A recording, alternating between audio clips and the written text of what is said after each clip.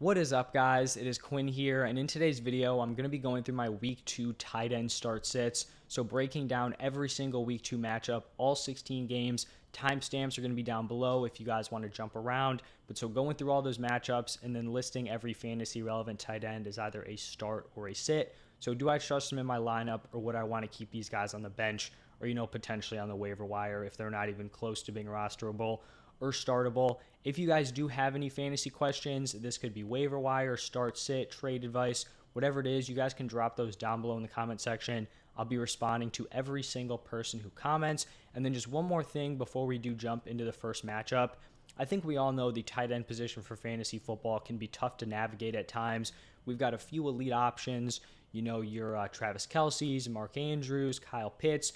Even those guys can have down games. We saw it with Andrews, especially with Pitts this weekend. And then you have some guys that you should be trusting, Darren Waller, George Kittle. Maybe some people throw Dalton Schultz in that group. And then after that, you're getting into like those back-end options, Ertz, Goddard. I had, Dawson Knox there, Hawkinson. I had Knox there before the season. And then after that, you're just getting into just throwing dudes in your lineup. You're just kind of churning the waiver wire, trying to, find someone who can get a touchdown, give you a decent performance.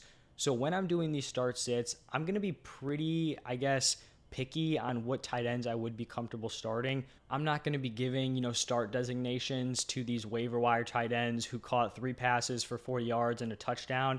I don't think these players have proven that they should be starts. So just kind of understand, if you don't have any of your tight ends listed as starts, that's not a brutal thing. It's just I am being a little bit picky until we see a few weeks of production, because I don't want to overreact and, say to start these waiver wire tight ends that we didn't draft and then they go out week 2 and do just absolutely nothing, because I do think that is possible. But jumping into the first matchup, we have the Chargers taking on the Chiefs. And actually the Chargers, Gerald Everett here, I think is a good example of that, right? He had a solid week 1 for fantasy, put up decent production. He did get into the end zone. But in week 2, if he did nothing, I would not be shocked. So I do think he's a decent pickup. Maybe he can build on that week 1, but I'm going to need to see it before I do trust him again in my lineup. On the other side with the Chiefs, Travis Kelce, obviously a no-brainer, absolutely balled out in week 1, really just lit it up, especially when you look at those other elite guys who kind of underperformed. Moving over to the Sunday slate of games, we have the Dolphins taking on the Ravens. For the Dolphins, nothing going on here at the tight end position. If you are still rostering Mike Gesicki, you don't need to. You can cut him. He's not going to be the guy. He's not playing out wide anymore. He's not getting a huge target share. Not even a huge target share. He's not even getting a great snap share. So Gesicki is definitely off the fantasy football radar. For Mark Andrews, you're obviously firing him up. Elite tight end 1 option. Should have a bounce back this week. Next matchup is going to be between the Jets and the Browns. For the Jets, sitting Tyler Conklin. He did catch a touchdown, but there are much better receiving options on this team.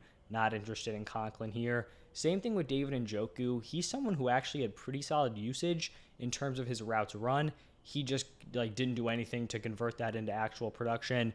So another player, maybe, he starts to break out over the next few weeks, but just cannot trust him in my lineup here in week 2. Then we have the Commanders taking on the Lions. Logan Thomas is a guy to keep your eye on potentially as one of these fringe, pickup options where you could toss him into your lineup. Didn't do anything crazy in week 1, but saw I think 6 targets. So someone to keep your eye on, but hasn't done enough in my opinion to warrant a start here in week 2.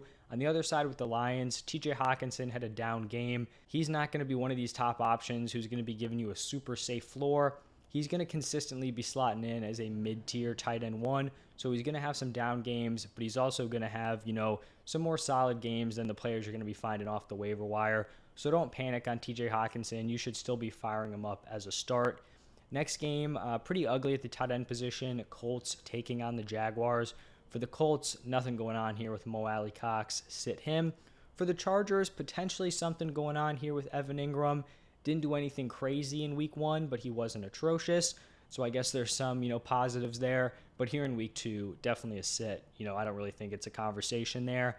Divisional game between the Buccaneers and the Saints. Not much going on here with the Bucs side. Cam Brate's definitely a sit. They're just going to be using these wide receivers and Lenny a ton.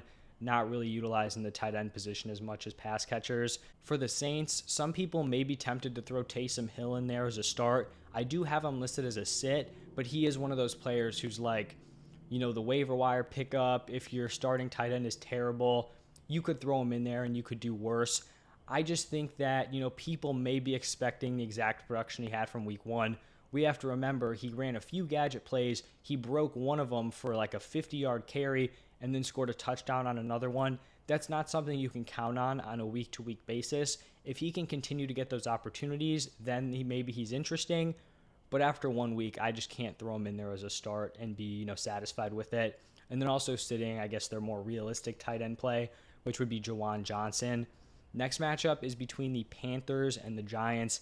0 going on here at the tight end position. Ian Thomas did have a big catch in the Panthers game, but come on now, we're not starting Ian Thomas. He's a sit. Same thing with Daniel Bellinger for the Giants. Then we've got the Patriots taking on the Steelers. Patriots offense as a whole just did not look good. There really wasn't one target who's really separated themselves as being like the stud of that team. So you're still sitting Hunter Henry, Jonnu Smith. Henry's someone who really relied on touchdown upside last year. If this Patriots offense isn't going to be great, or maybe they're not even going to be good, it's going to be tough for Hunter Henry to be a consistent start in your lineup. On the other side with the Steelers, Pat Freiermuth actually led the Steelers in receiving yards. So good to see there out of Freiermuth, a young tight end. Looks like he's ready to take a step here in year 2. So I think you could definitely throw him in there as a back-end tight end 1, and as someone I feel confident with in my lineup. Next up, we have the Falcons taking on the Rams. I talked about Kyle Pitts having a rough week 1.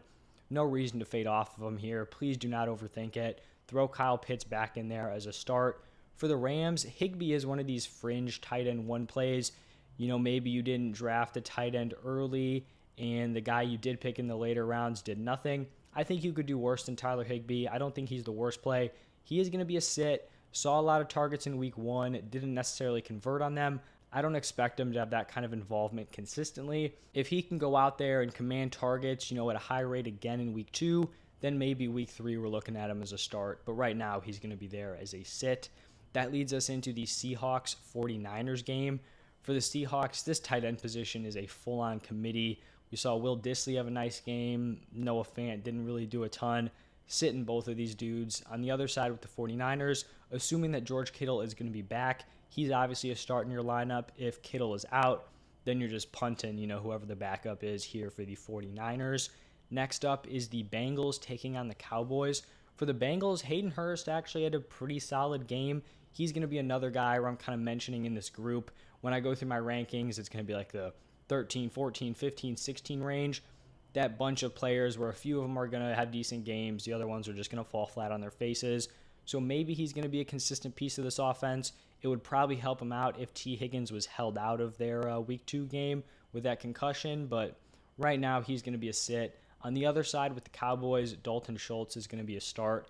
Definitely a hit with Dak going down, but I still think he's going to be a key part of this offense, especially early on in the season where the wide receiver core is just brutal. Moving over to the Texans taking on the Broncos. For the Texans, I know O.J. Howard had a monster week 1 game, 2 touchdowns.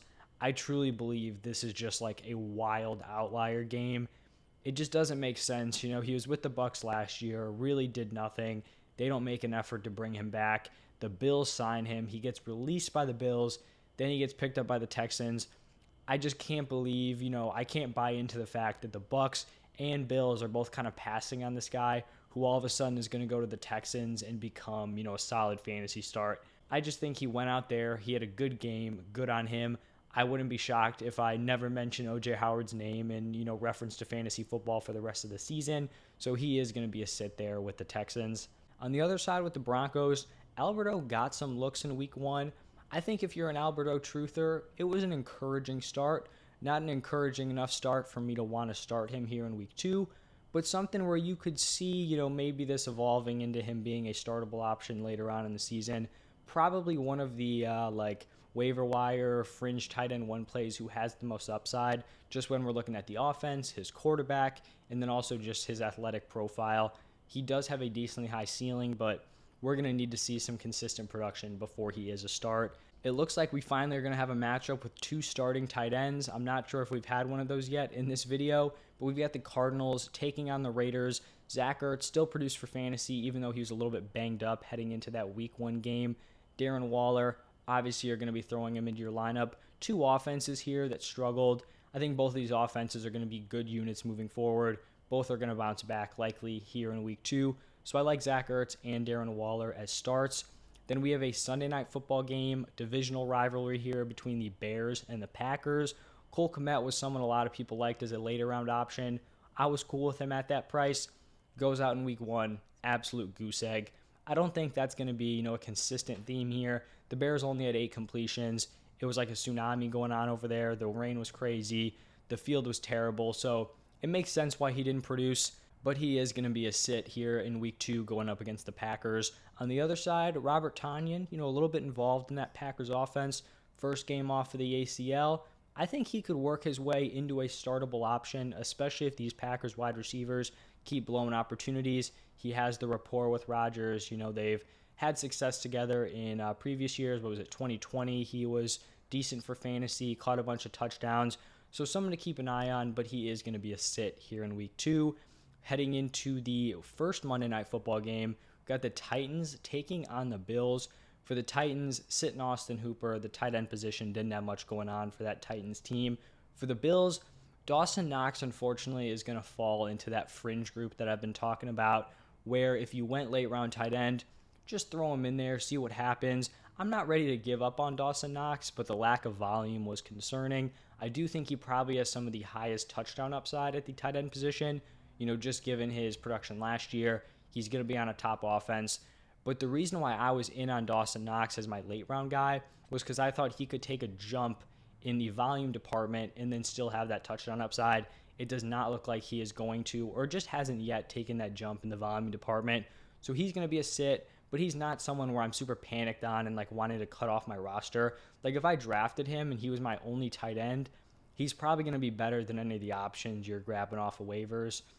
Just kind of, thinking off the top of my head, I likely would still prefer Knox over guys like Everett, Hill, players you are going to be getting off the waiver wire. So do keep that in mind. Don't panic and just release him for one of these dudes who had a decent week 1 game at the tight end position. And then on to the final game of the week, the second Monday Night Football game. We've got the Vikings taking on the Eagles. For the Vikings, Irv Smith did nothing in week 1. He's a sit. On the other side, I think Dallas Goedert is a solid, mid to back end tight end 1 start. Eagles offense looking good, a lot more pass heavy than they were last year. So all good signs there for Dallas Goedert. So those are all 16 week 2 matchups. Like I said at the top, if you guys have any questions, drop those down below. I've already gone through my running back and wide receiver start sits. I think the quarterbacks are going to be up also by the time you're watching this. So if you haven't seen any of those, go check those out. Hit that like button, subscribe to the channel. As always, thank you guys so much for stopping by, and I'll see you in the next one.